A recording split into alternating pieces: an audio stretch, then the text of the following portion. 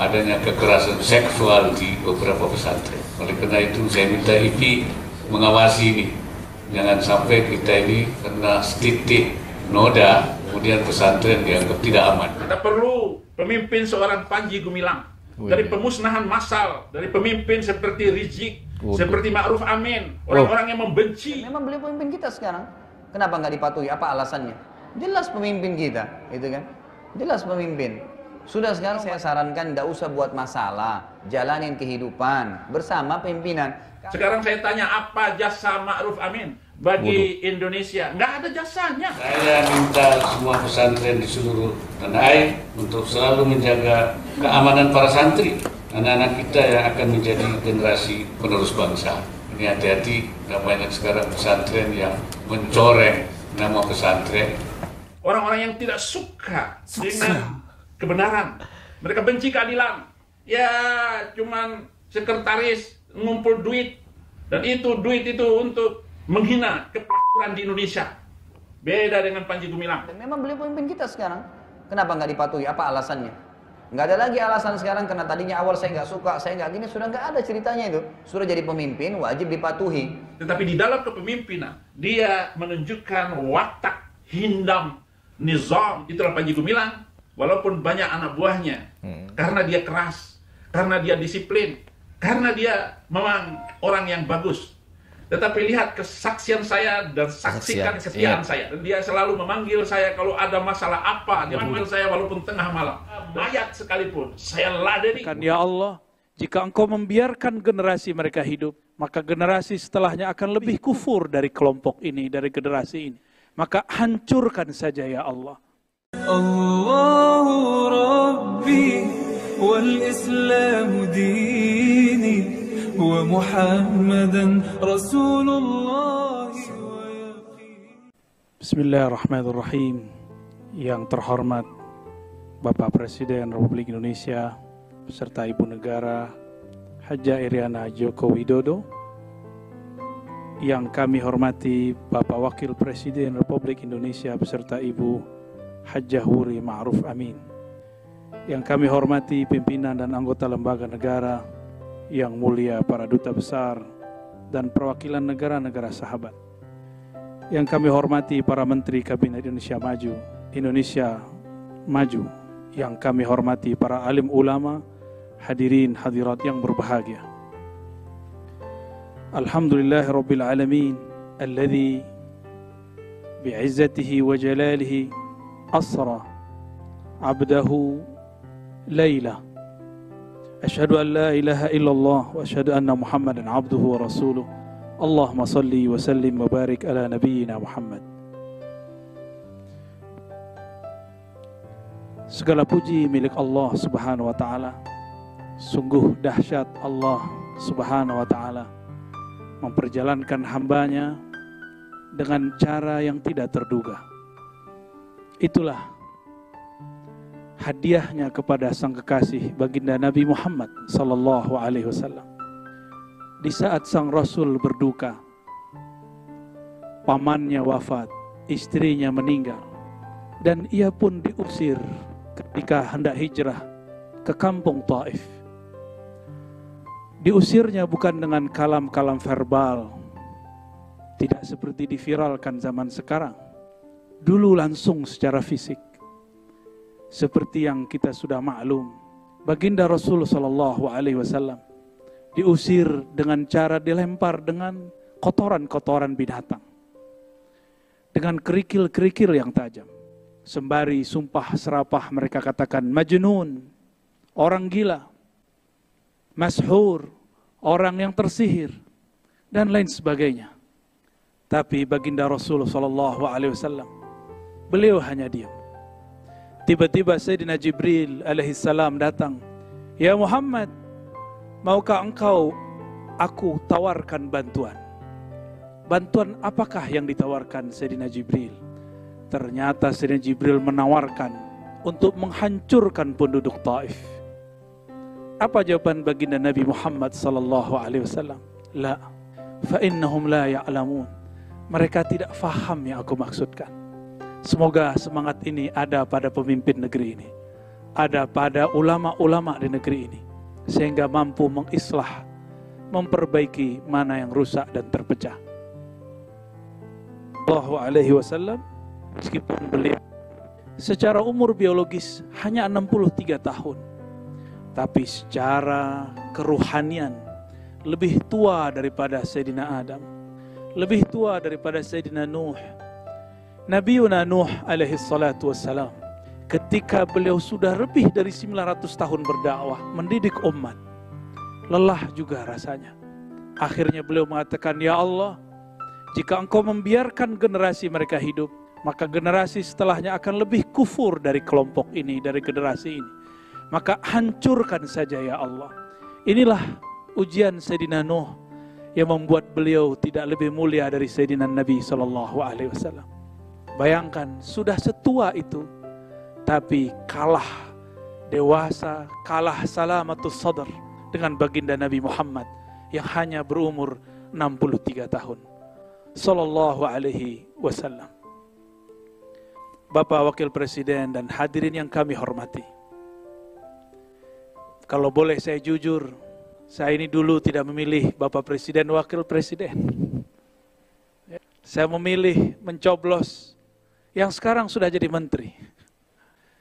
Ketika berita di mana-mana menyebutkan yang saya coblos mau jadi menteri, dalam hati merenung dalam, antara kesal tapi juga bertanya-tanya, apakah hati dia lebih bening daripada hati saya yang kata orang saya di Ustadz dan Buya?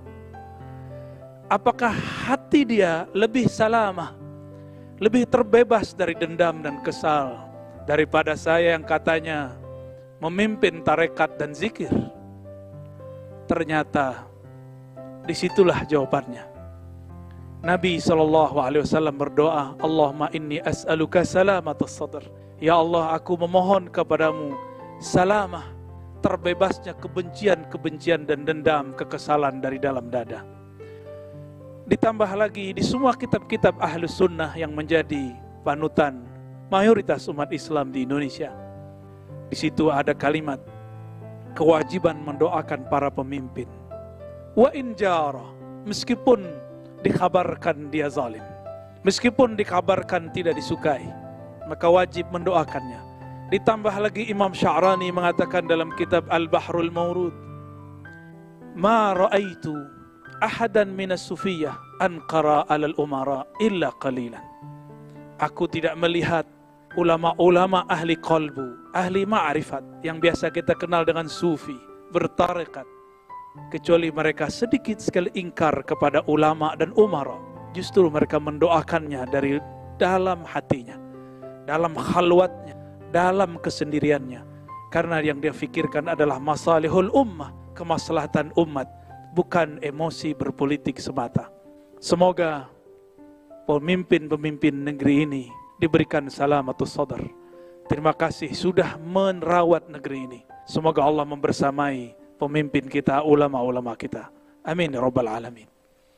Bapak Wakil Presiden dan hadirin yang kami hormati, kisah Isra Mi'raj sudah banyak diceritakan, tapi karena memori manusia pendek, apa salahnya kita mengulang sedikit. Namun kami mengambil menarik jauh-jauh ke masa sebelum Nabi Yuna Adam dicipta. Dulu sebelum bangsa Adam, Bani Adam dicipta, sudah ada satu klan yang disebut klan api, Banu Lijan. Kelompok Banu Lijan ini sebagaimana disebutkan dalam Al-Bidayah wa Nihayah Imam Ibnu Katsir, adalah kelompok yang merusak di muka bumi. Akhirnya Allah mengkiamatkan kiamat pertama untuk mereka dengan menurunkan meteor, menghabisi mereka. Bangsa api dihabisi dengan batu api. Jadi cerita ini bukanlah dongengan Darwin, cuma sayangnya Darwin agak cocok logi. Tapi di saat itu terjadi, Allah berkalam kepada Sayyidina Jibril. Ya Jibril, itu ada putranya Raja Jan. Ambillah dia, didiklah dia, ajak dia mi'raj ke langit-langitku. Sampai Allah kemudian izinkan dia mempelajari semua zikir-zikir malaikat-malaikat di langit, alam malakut, alam jabarut, bahkan sampai kepada alam surga. Maka tiada dari makhluk apapun di muka bumi dan di langit bahkan di surga yang zikirnya lebih banyak dari Azazil. Dia bukanlah malaikat tapi sepangkat, sederajat dengan malaikat Azazil. Azazil ini pun bersuluk, berkhalwat, latihan kerohanian 18.000 tahun sebagaimana disebutkan oleh Imam At-Tabari. Tapi ujian mulai diberikan. Sebanyak apa pemberian, sebanyak itu jua ujian. Sekarang ahli zikir diuji. Sekarang yang suka bertakbir diuji. Sekarang yang suka bertahmid diuji. Azazil namanya. Disuruh ia sujud kepada orang yang dicipta dari tanah yang diinjak-injak. Selama ini Azazil alias Ahyas yang kemudian bernama Iblis, dia menginjak-injak tanah, harus sujud kepada Adam yang tercipta dari tanah. Inilah ujian pertama bagi Azazil. Apa kata dia? Asjud liman khalaqta min tin. Apakah aku sujud?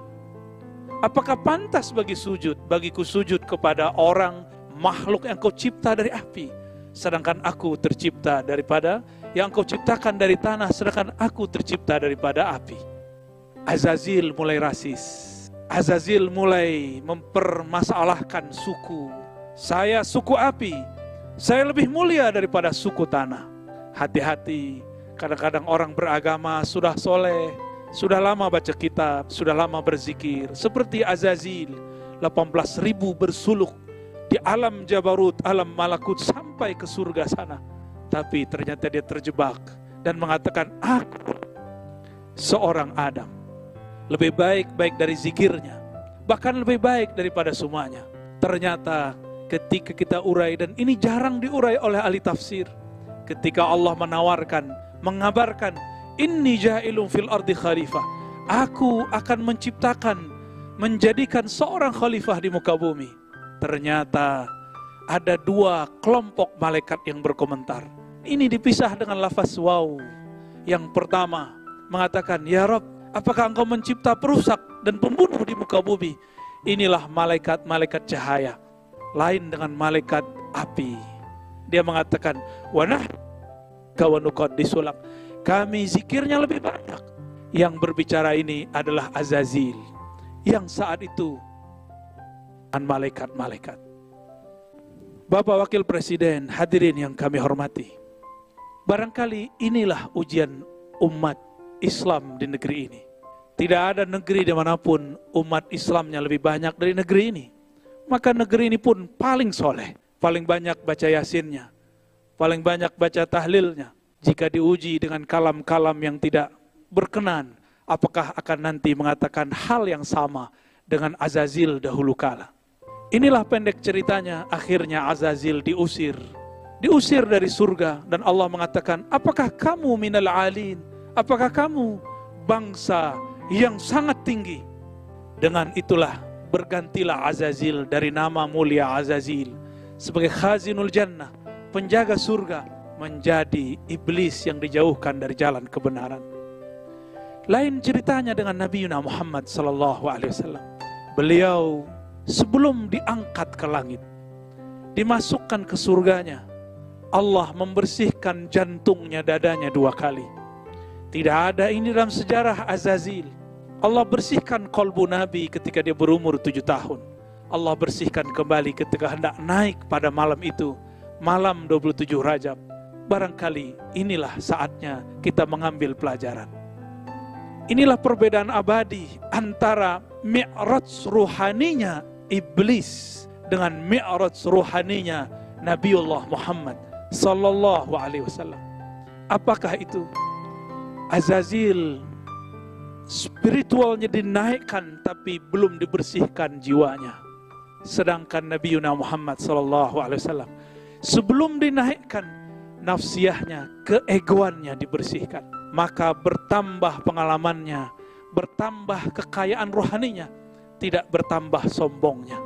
Maka jika hendak memajukan negeri ini, jika hendak ingin meningkatkan negeri ini, mari kita bersihkan kolbu ini dari semua kebencian.